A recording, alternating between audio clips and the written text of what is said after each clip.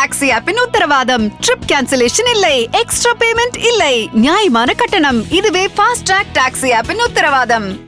மனுஷ் இப்பதான் டாஸ் போட்டிருக்காங்க அப்படின்றாங்க. விளையாட்டு இனிமேல் தான் ஆரம்பமாக போகுது அப்படின்ற ஒன்றும், பிரதமரினுடைய தொடர் வருகை அப்படின்றது ஒரு பாசிட்டிவ் அப்ரோச்சில் பிரதமரை மீண்டும் மீண்டும் தமிழக பாஜக முன்னிறுத்துகிறதா தமிழக மக்கள்கிட்ட? இப்ப களத்தையே அதிமுகவை தவிர்த்து பாஜக அப்படின்னு பாஜக சென்ட்ரியா மாற்றுவதற்கான வியூகத்தை தொடர்ந்து செய்யறாங்களா? இல்ல, அதாவது இப்பொழுதுதான் டாஸ் போட்டிருப்பதாக நீங்கள் சொல்கிறீர்கள். ஆட்டத்தில் இருப்பவர்கள் தான் டாஸ் போட முடியும். களத்தில் யார் விளையாடுகிறார்களோ அவர்கள் தான் டாஸ் போட முடியும். ஓரமாக உட்கார்ந்து கொண்டு அந்த பந்தய மைதானத்தில் கல்லை விட்டு எரிந்து கொண்டிருக்கிறவர்கள் டாஸ் போட முடியாது. தமிழ்நாட்டு அரசியலை பொறுத்த வரைக்கும் பாஜகவும் மோடியும் வெறும் பார்வையாளர்கள் மட்டும்தான். இப்ப இருக்கிற போது அவர் டாஸ் போட்டாரு, அதை போட்டாருன்னு சொல்றது எல்லாமே கேலி கூத்தானது. இன்றைக்கு பிரதமர் மோடி அவர்களுடைய உரையை நான் பார்த்தேன். கையறு நிலை, வன்மம், இன்னும் சொல்ல போனால் எப்படியாவது இந்த தமிழ்நாட்டில் தான் ஒரு சிறிது கால் ஊன்றி விட முடியாதா என்கிற ஒரு ஆவேசம். எல்லாவற்றையும் விட நம்முடைய மோடி அவர்கள் ராமபக்தர், ராமருக்காக கோயில் எல்லாம் கட்டக்கூடியவர். ஆனால் அவர் மனதில் எப்போதும் நினைத்துக் கொண்டிருப்பது ராமரை அல்ல, முத்துவேல் கருணாநிதி ஸ்டாலின் அவர்களையும் அவருடைய திராவிட முன்னேற்ற கழகத்தையும் தான் நினைத்துக் கொண்டிருக்கிறார். எல்லா நேரமும் அவர் அதை பற்றி தான் சிந்திக்கிறார். ஏனென்றால் மோடியினுடைய ஈகோவிற்கு, அகம்பாவத்திற்கு, இன்றைக்கு அகம்பாவத்தை பற்றி எல்லாம் பேசினார். மோடியினுடைய அகம்பாவம் தான் இன்றைக்கு இந்தியாவையே நாசமாக்கி கொண்டிருக்கிறது. அந்த அகம்பாவத்திற்கு தொடர்ந்து அடி கொடுத்துக் கொண்டிருக்கக்கூடிய மாநிலம் தமிழ்நாடு, அடி கொடுத்துக் கொண்டிருக்கக்கூடிய கட்சி திமுக. அவரால் அதை தாங்கிக் கொள்ள முடியவில்லை. அவதூறுகளை அள்ளி வீசுகிறார், வன்மத்தை கொட்டுகிறார், உண்மைக்கு புறம்பான பொய் செய்திகளை பரப்புகிறார்.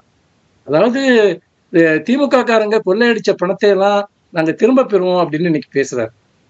நீங்க பாத்தீங்கன்னா சுவிஸ் வங்கியில போட்டு வச்ச கருப்பு பணத்தை எல்லாம் கொண்டு வருவோம் அப்படின்னு சொல்லிட்டு 10 வருஷத்துக்கு முன்னாடி சொல்லி ஆட்சிக்கு வந்தீங்க. இன்னும் அதையே கொண்டு வந்து முடிக்க முடியல.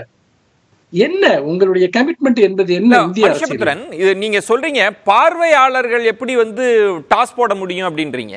ஆனா விளையாட்டு மைதானத்தில் இருக்கிற திமுகவும் திமுக கூட்டணி கட்சியும் களத்திற்கு எதிராக இருக்கிற அதிமுகவை நீங்க அட்டாக் பண்ணல. நீங்க சொல்ற பார்வையாளர் மாடத்தில் இருக்கிற பிரதமரையும் அந்த ஆட்சியையும் அட்டாக் பண்றப்ப அவரே பதில் சொல்றார், அவரே விமர்சனங்களை வைக்கிறார். உங்களுக்கு நெருக்கடி இல்லையா? அது ஒரு நல்ல கேள்வி விஜயன். இது பாரதிய ஜனதாவை தமிழ்நாட்டில் ஒரு அரசியல் கட்சியாக மதித்து நாங்கள் பதில் சொல்லவில்லை.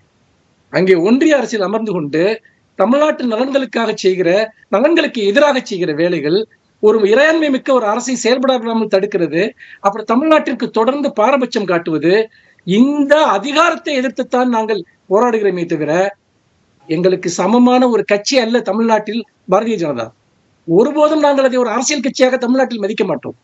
நாங்கள் ஒன்றிய அரசியல் அவர்களுடைய அதிகார வெறியையும் அவர்களுடைய பாசிச கொள்கைகளையும் எதிர்த்து போராடி கொண்டிருக்கிறோம். இப்ப பாஜக ஒன்றியத்துல ஆட்சியில் இல்லைன்னா பாஜகங்கிற பேரை கூட சொல்றதுக்கு எங்களுக்கு எந்த அவசியமும் கிடையாது. சரிங்களா? அப்ப இன்னொரு இங்க ஒரு விஷயத்தை நான் குறிப்பிட விரும்புகிறேன். தொடர்ந்து அவர் என்னவெல்லாம் சொல்கிறார். அதாவது பிரதமரோட நேரடியா பணம் போடுறாரா அக்கௌண்ட்ல. அப்படி இந்த நேரடியா அக்கௌண்ட்ல பணம் போட்டதுனால இவங்க எல்லாம் கொள்ளையடிக்க முடியல அப்படின்னு சொல்லிட்டு கவலைப்படுறாங்க திமுக காரங்க அப்படின்னு. இவர்கள் நேரடியாக பணம் போட்டதில் எவ்வளவு பெரிய இறந்து போனவர்களுக்கெல்லாம் தொடர்ந்து பணம் அனுப்பி கொண்டிருந்த செய்தியை சிஏஜி அறிக்கை அம்பலப்படுத்தியது. ஊழலை பற்றி பேசுகிறார். 7.5 லட்சம் கோடி ரூபாய் ஊழல் சிஏஜி எல்லாம் பாஜக காரர்களால் செய்தது. ஒரு மிகப்பெரிய ஒரு கூட்டு கொள்ளையில் அவர்கள் கடந்த 10 வருடங்களாக ஈடுபட்டிருக்கிறார்கள். ஒண்ணு வேணாங்க, PM கேர் ஃபண்டு. நான் கேட்கிறேன், இவ்வளவு பேசுறாரு இல்லையா, இன்னைக்கு வரைக்கும் ஏன் PM கேர் ஃபண்ட் தன்னுடைய தனிப்பட்ட ஒரு அக்கௌண்ட் அவர் வச்சிட்டு இருக்காரு?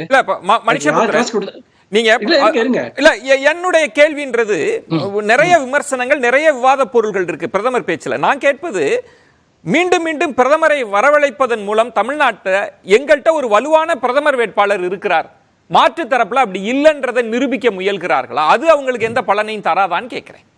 இல்ல, அவங்க இங்க மோடியை திரும்ப திரும்ப வர வைக்கிறதுக்கான காரணம் தமிழ்நாட்டுல பாத்தீங்கன்னா எந்த தலைவரும் பாஜகவுக்கு கிடையாது. சரிங்களா? அப்போ வேற வழியே இல்லாம மோடியை கொண்டு இங்க நிறுத்துகிறார்கள். தமிழ்நாட்டுக்கு எந்த பாஜக தலைவர் இருக்காருங்க? அண்ணாமலை எல்லாம் ஒரு லீடரா சொல்லுங்க பாக்கலாம். ஒரு கட்சி தலைவருக்கான ஏதாவது தகுதி பாத்தீங்கன்னா அண்ணாமலைக்கு இருக்கா? அப்படி ஒரு இன்டர்வியூல ஒரு ஸ்பீச்ல ஒரு அரசியல் பண்போடு அவர் பேசினார் அல்லது உண்மைத்தன்மையோடு பேசினார்னு சொல்ல முடியுமா? இப்போ ஒரு மோடியோட இருக்கக்கூடிய அவருடைய பாப்புலாரிட்டியை வச்சு தமிழ்நாட்டுல பாஜகங்கிற ஒரு கட்சியை இவங்க இருக்குதுன்னு காட்டுறாங்க. ஒண்ணுமே வேணாங்க. இவங்க பலத்துக்கு நான் ஒண்ணு சொல்றேன். இன்றைக்கு வரைக்கும் அதிமுகவிற்கு கதவு திறந்து வைத்துக் கொண்டிருக்கிறோம் என்று கூச்சப்படாமல் இன்னைக்கு வானதி சீனிவாசன் பேசுகிறார்கள், அவருடைய தலைவர்கள் பேசுகிறார்கள். இங்க வந்துட்டு நான் மோடி இங்க வர்றப்ப சாவர்கரை புகழ்ந்து பேசுவார்னு நான் எதிர்பார்த்தேன். இல்லைன்னா வாஜ்பாயை புகழ்ந்து பேசுவார்னு நான் எதிர்பார்த்தேன். ஆனா எம்ஜிஆரையும் ஜெயலலிதாவையும் புகழ்ந்து பேசிட்டு இருக்காரு. நீங்க பாத்தீங்கன்னா ஒருத்தர் இப்படியெல்லாம் தலைவர்களை கடன் வாங்கி ஒருத்தர் ஒரு கட்சி நடத்த முடியுமா? ஆனா இதே பாத்தீங்கன்னா ஜெயலலிதாவை பத்தி இவர் ஒரு ஊழல் பண்ணவரு, இவர் குற்றவாளின்னு அண்ணாமலை பேசினார். உங்களுக்கு என்ன ஸ்டாண்ட் இருக்கு? உங்களுக்கு சொந்தமா மோடியினுடைய லீடர்ஷிப், பிரதமரினுடைய லீடர்ஷிப் அப்படின்றது பல மாநிலங்கள்ல அவங்களுக்கு கை கொடுத்திருக்கு. சட்டமன்ற தேர்தல்ல ஒரு வாக்கு சதவீதம் இருக்கு. அதே நாடாளுமன்ற தேர்தல்லாம் ஒரு 10 விழுக்காடு உயர்கிறது. அதுக்கு என்ன சொல்றாங்கன்னா அது மோடி லீடர்ஷிப்புக்கு விழுந்த வாக்குகள்னு. அப்படி தமிழ்நாட்டுல விழாதா? இல்ல, இது அதுக்கு ஏதாவது ஒரு சான்று இருந்தா சொல்லுங்க. கடந்த தேர்தலில் ஏதாவது ஒண்ணு அப்படி விழுந்துச்சு. இப்ப நான் சேலஞ்ச் பண்றேங்க. அதிமுகவுடைய கூட்டணி இல்லாமல் பிஜேபி இப்ப நிக்குது இல்லையா, அவங்க 5% தாண்டினாங்கன்னா அது உலக அதிசயங்க. 5% அதிகபட்சமா நான் சொல்றேன். அதிமுக கூட்டணி இல்லாம சேலஞ்ச் பண்ணி சொல்றேன். இது நான் ரொம்ப ரொம்ப ஹை லெவல்ல சொல்றேன். நானு அந்த 5% அவங்க தாண்டாங்களான்னு பாப்போம். ஏன்னு கேட்டீங்கன்னா, இல்ல தமிழ்நாட்டிலேயே இல்லாத ஒரு கட்சி பாஜக. இன்னும் சொல்ல போனா அது ஒரு ஒற்றுமை கட்சி. நான் இன்னும் ஒண்ணு மட்டும் சொல்லிடுறேன். தொடர்ந்து திமுக மீது வைக்கிற குற்றச்சாட்டுகளில் அவங்க முக்கியமா குடும்ப ஆட்சி என்று சொல்கிறார்கள். குடும்ப ஆட்சி என்று சொல்வது அது உண்மையிலேயே பாத்தீங்கன்னா மன்னராட்சி காலத்தில் நேரடியாக முடிசூட்டப்பட்டு வந்தவர்கள். இப்ப ராமாயணத்துல ராமர் பாத்தீங்கன்னா நேரடியாக தசரதருடைய மகன் என்ற அடிப்படையில முடிசூட்டப்பட்டு வந்தார். அந்த ஆட்சியை தான் ராமராஜ்யத்தை தான் இவங்க கொண்டு வரணும்னு பேசுறாங்க இங்க.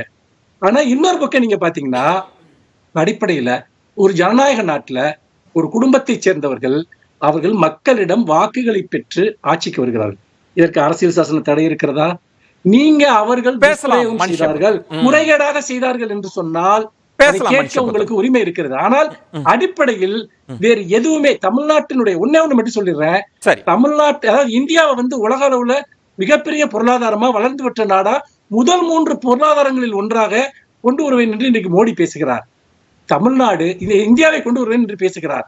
தமிழ்நாடு எல்லா துறைகளிலும் பொருளாதாரங்களில் ஒன்றாக இருக்கிறது. இதை பற்றி எல்லாம் பேசுவதற்கு மோடிக்கு எந்த அருகதையும் கிடையாது என்பதுதான் என்னுடைய கருத்து. பேசலாம். ஃபாஸ்ட் ட்ராக் டாக்ஸி ஆப்பின் உத்தரவாதம். ட்ரிப் கேன்சலேஷன் இல்லை, எக்ஸ்ட்ரா பேமெண்ட் இல்லை, நியாயமான கட்டணம். இதுவே ஃபாஸ்ட் ட்ராக் டாக்ஸி ஆப்பின் உத்தரவாதம்.